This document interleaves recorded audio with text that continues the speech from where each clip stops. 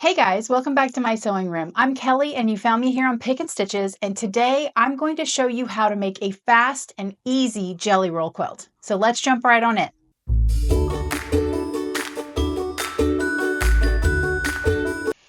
Okay, so if you've been watching my channel for a while, you knew I was getting prepped to make this baby quilt, and so I finally have it all finished. This is the pattern we're going to be doing. It's called, everybody calls it something different. I've seen it called disappearing wells. I've seen it called hidden wells. I've seen it called disappearing strips, but basically it is a fast and quick pattern, so I think you guys are really going to enjoy it. Okay, I have one thing I want to interject here.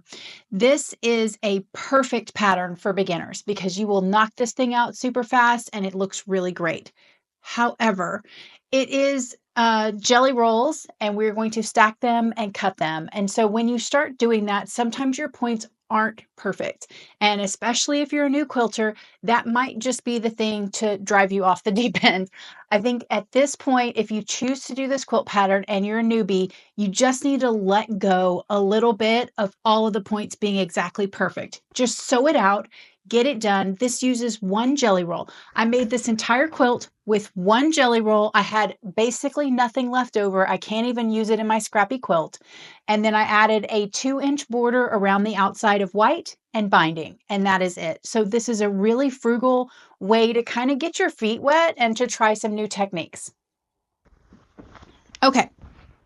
So I just wanted to show you guys one other variation. So this is a quilt that I did the blocks 2 at a time. So as I paired them together, I had 2 different pieces.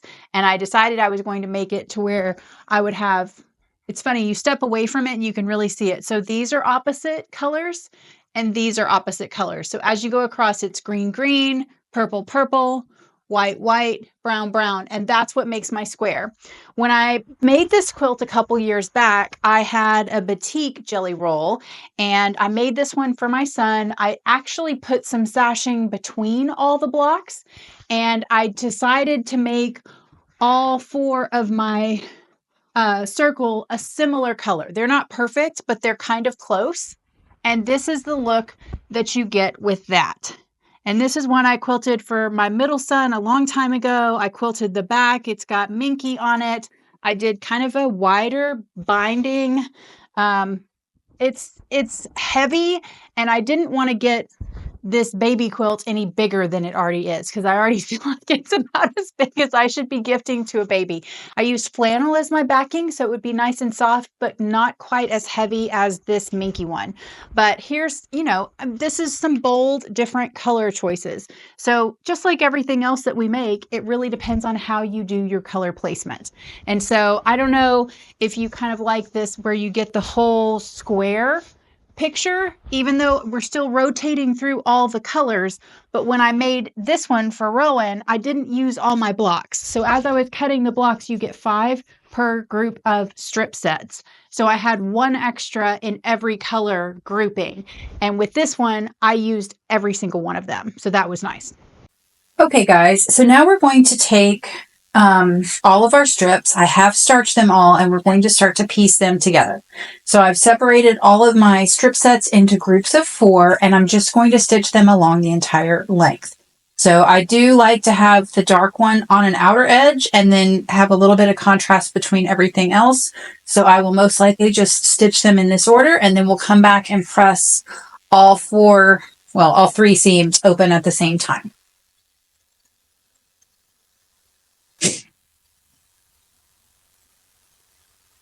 Let's do them like this.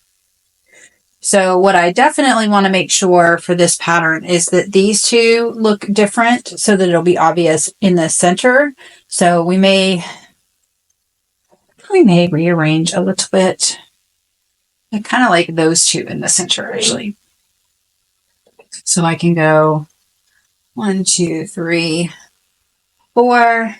So I know this is going to be the center of my block and there's enough contrast there. I've separated the white and the dark and we'll stitch all those together.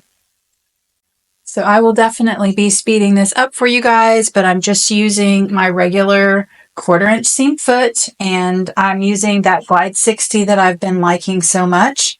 I'm going to make sure that I'm not stretching or pulling. I don't want to distort this at all, but it is lightly starched, so it should be just fine.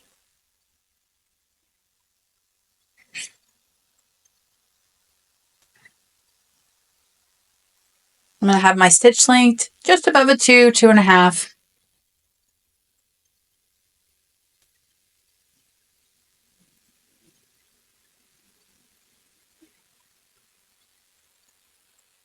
And if you're a pinner, you may pin.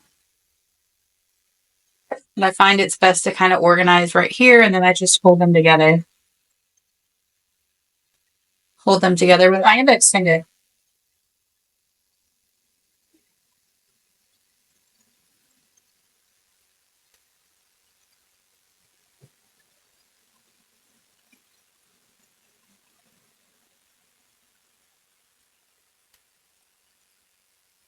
These are my other 2 strips from the same set. So I'm going to go ahead and put them through next.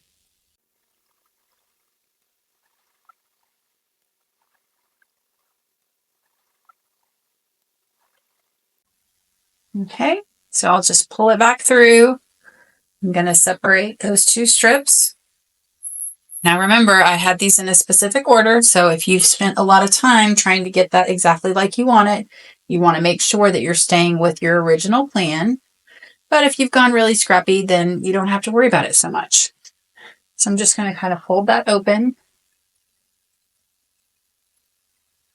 and we'll stitch this last part.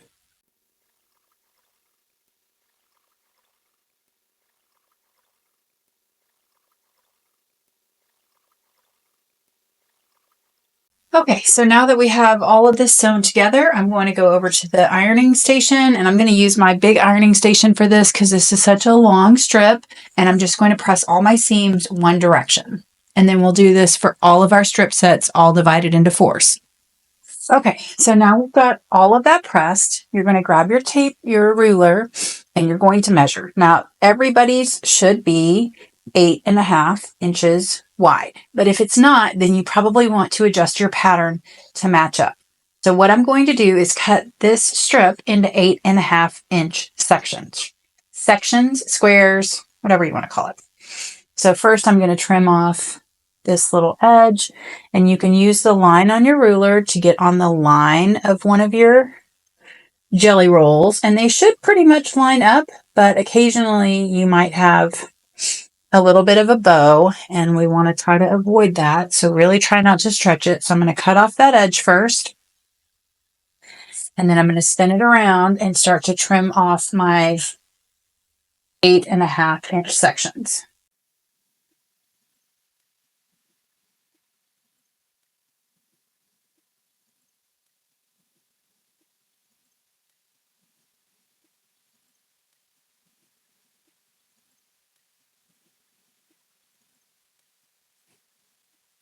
Okay, so here's our waist on the ends.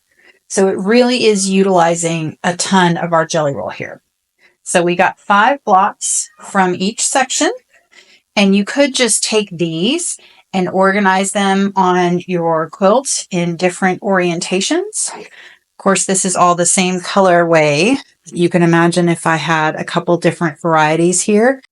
You could line up your light and dark edges to make a stair step pattern across the quilt. And then you'd have the same thing in this dot pattern if you had all of the same fabric. But we've got a lot of different fabrics in this jelly roll. So we're actually going to do a disappearing well block. So this is where I'm going to deviate from that pattern just a little bit, but there are a ton of options. Kind of if you take your jelly roll and you go ahead and get 4 strips sewn together and get them dispersed evenly, you're going to have lots of options available to you. Okay, so for this disappearing well block, what we're going to do is I'm just going to stack these up so that they're all the same.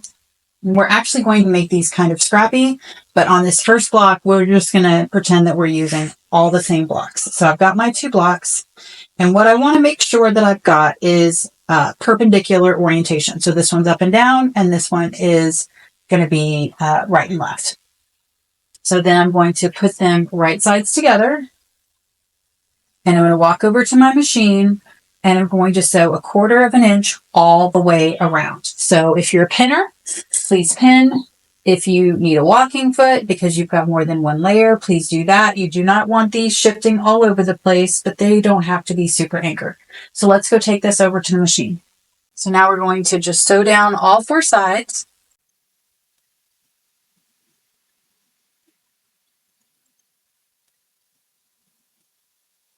And I prefer to just sew off the edge and pivot and absolutely stop and rotate.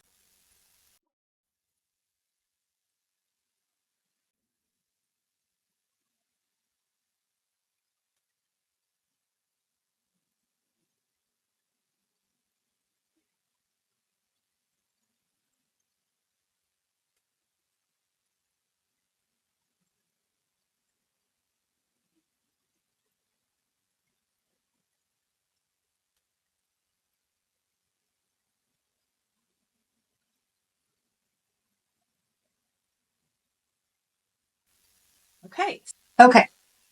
So now we've got it sewn on all 4 sides, and I'm just going to take my ruler and I'm going to cut diagonally from one corner to the other, both directions.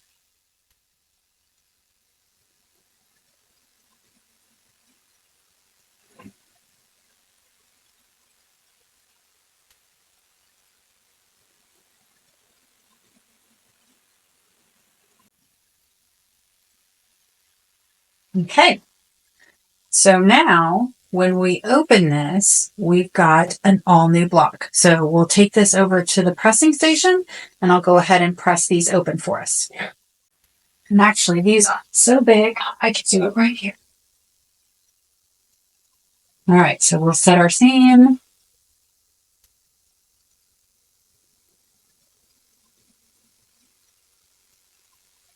And because we oriented that block at a 90-degree angle, we're going to have different shapes. So I'm going to press back towards that longest side on all my blocks.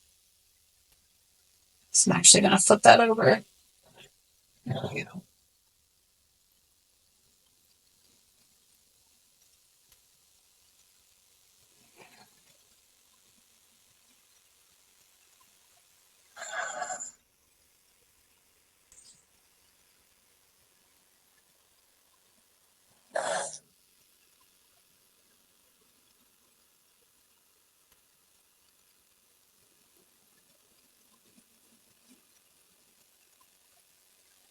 Okay, so now you'll trim us those corners.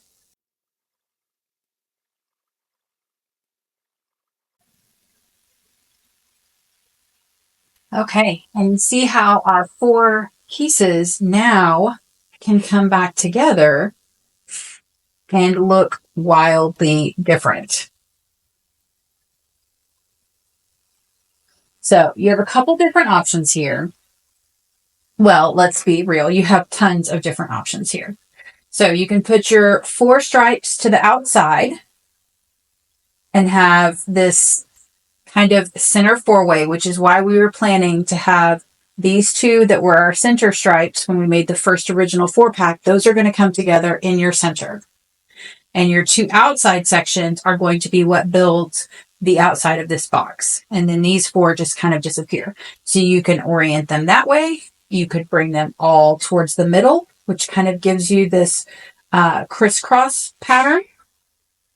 And you can absolutely do these scrappy where you're not using the same 4 pieces. So remember, we cut that and we only got 5. So unless you want to have that 5th one used for some other project, you might want to go ahead and make these scrappy. So let me sew some more of those out and I'll show you what they look like scrappy.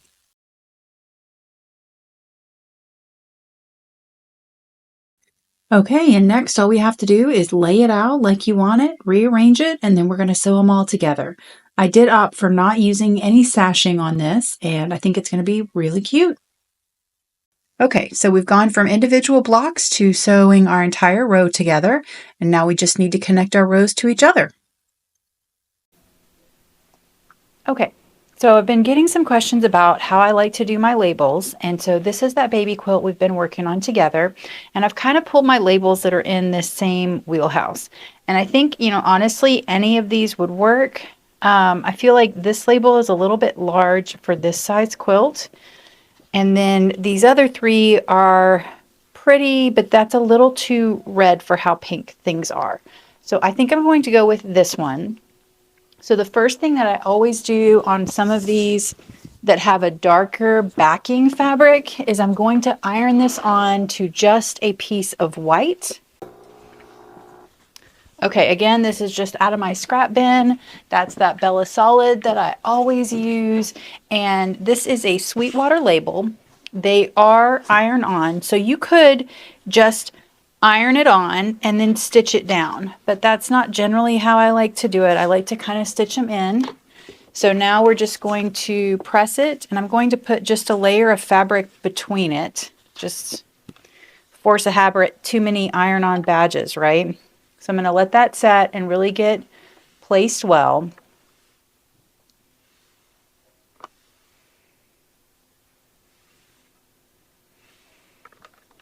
And then I'm just going to check it and make sure that it's not coming up anywhere, that it's made a good connection. And it has, except for these outer corners. So see, that's why we check.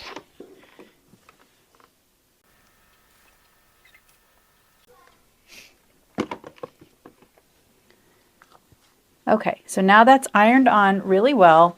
And what I think I'm going to do is just use a little bit more of this binding fabric. So what I'm going to do is just trim up a couple pieces. I'm going to go around all four sides. This is kind of willy-nilly. I am not super precise at this point. I know I'm not going to need anything extra here, so I'll go ahead and trim all that back. And then I'm going to want that length times 2.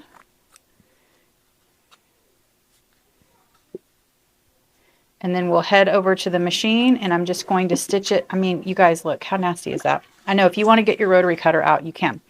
So then we're going to want to place it at the same distance though. So I am going to trim this up a little bit nicer. Let me just get us a little mat. So I want to leave this little dotted line. So I'm going to want to go just outside of that with my 1/4 inch line. So if I line up right with that 1/4 inch, then I will go right on top of it. So I want to go just outside of it. So I'm going to go over just a hair, and then I'm going to trim that off. And we're going to do that for both sides.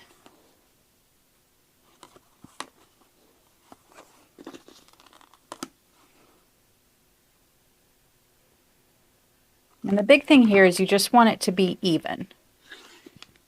Okay, so now we'll head over to the machine. We'll take our 2 sides. I'm going to stitch right sides together and then flip it up for both of these. So I still have my seam aligned foot on here. I'm using my 60 glide thread. I'm going to put it right sides together and then stitch it on.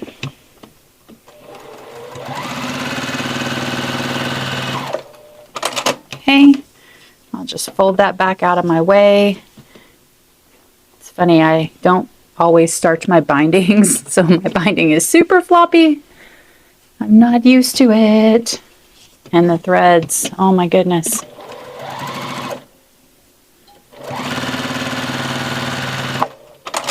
Okay, so now we'll go press this open.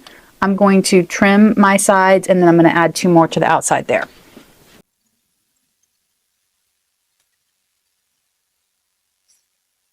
And really, this 1/4 inch line is the biggest important part.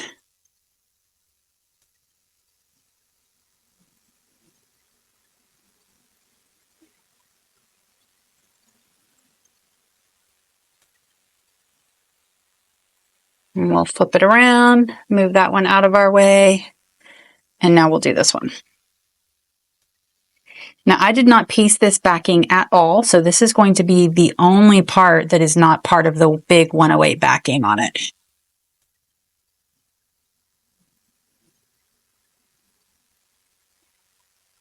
Okay, let's go press.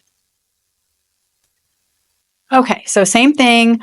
I'm going to just give it a quick press open, and then I'll hit most of it from the back. And then we'll trim it up to be square. So you want to look at it at this point and make sure your label is centered and that you feel good about your placement. And then I'm just going to even up these longer sides here.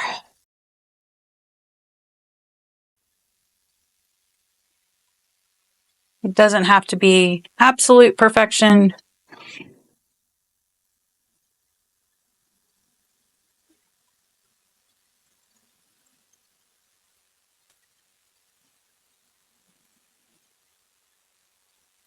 Okay, so now we need to decide how big do we want this to be. And I kind of use this binding strip, so I've already been dictated a little bit on sizing, which is fine. I don't need a giant one.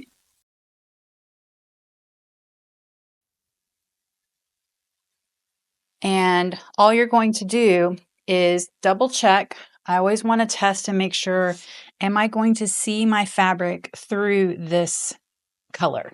So sometimes even the backing, especially if it's really dark, you might still see it. So I'm just going to kind of audition what I think is going to look best. And I think I like that. So what I'm going to do is just fold from the outside, because I know that's all my 2.5 inch bias. And I'm just going to press it in on itself. If you need to use a little starch, this is kind of where I use my Mary Ellen's Best Press a lot. But I'm just pulling it right to that seam line. You can always use, any way that you like to fold a seam. But if I have a line, I'm going to use it. That's my best bet. Okay, so I'm going to do the same thing on this side. Fold it directly to the line and press it.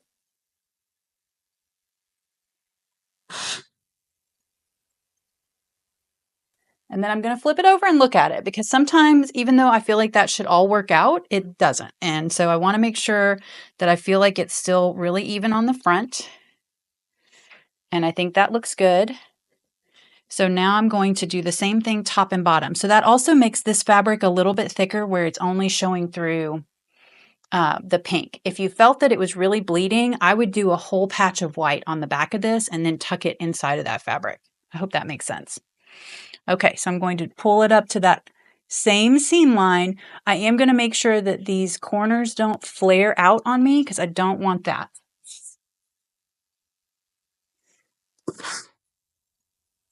Give it a quick press. And we'll do the other side.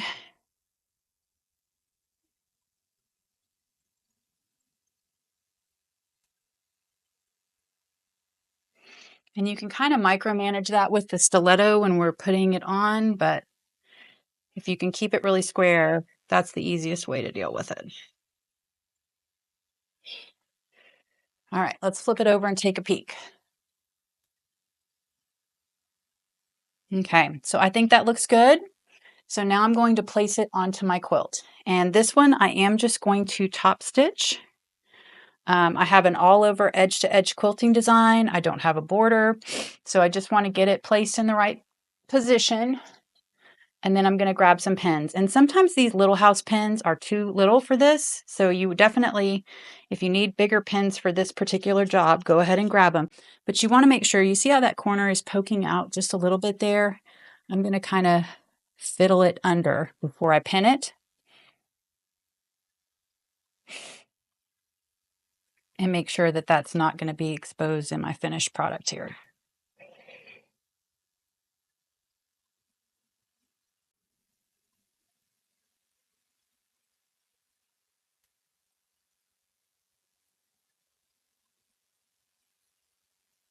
So now I'm going to take kind of 2 laps around this square.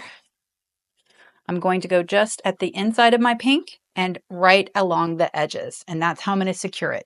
So from the front, right now, you can see I've just got this kind of plumes design here, but this is going to be where my stitching will show through just a little bit. And I will actually take a photograph and post it here so you can see the stitching before and after.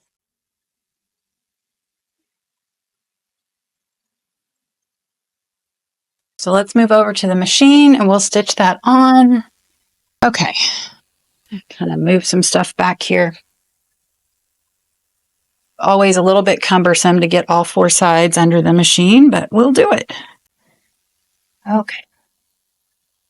So I'm going to go around the outside edge first, and then I'm going to come back and go around the inner edge. And I'm just using, oh, am I going to change threads? Yes. Normally, I probably wouldn't change threads, but this is the thread I used for the binding, and I know it's going to go really nicely, and I don't have to audition a bunch of stuff, so we'll switch it out.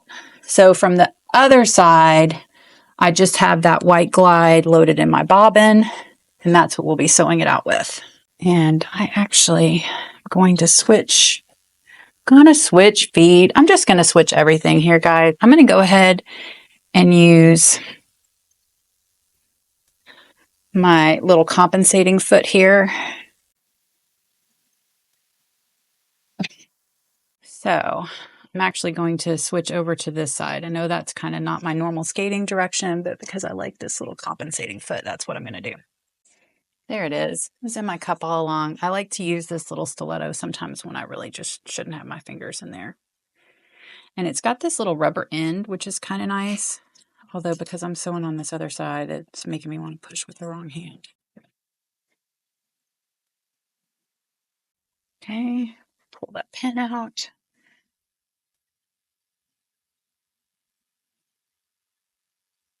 Just make sure that it's tucked in there well. Let me pivot.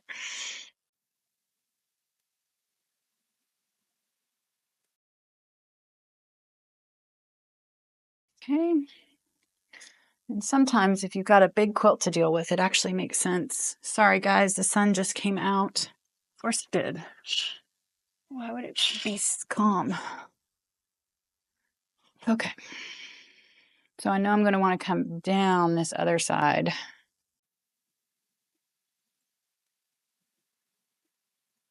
And if you're wondering why I have that purple clip back here, this was just marking which corner, because sometimes when I get my quilt turned around and I pick it up 4 or 5 times, I forget which corner I want to put my label on.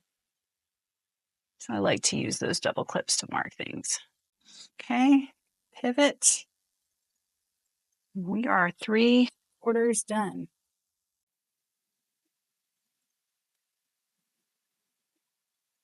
And I'm going to do just the tiniest back stitch, and we'll cut that. Drop my stiletto. I'm just a mess today, guys. Okay. I'm going to go ahead and take my marker pen out. And then this will be more like the typical way that we like to use this seam align presser foot. Okay. And then I'll just use that same seam align foot. I can put a link in the description if you've got this Juki machine. I really like that a lot for these kind of projects. Go ahead and trim that.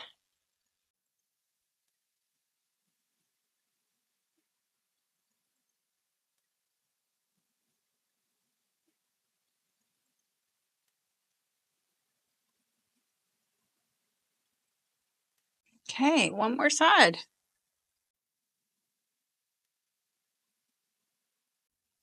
Okay, I felt like that back stitch didn't quite get enough when I started, so I'm gonna go around this corner just a couple stitches.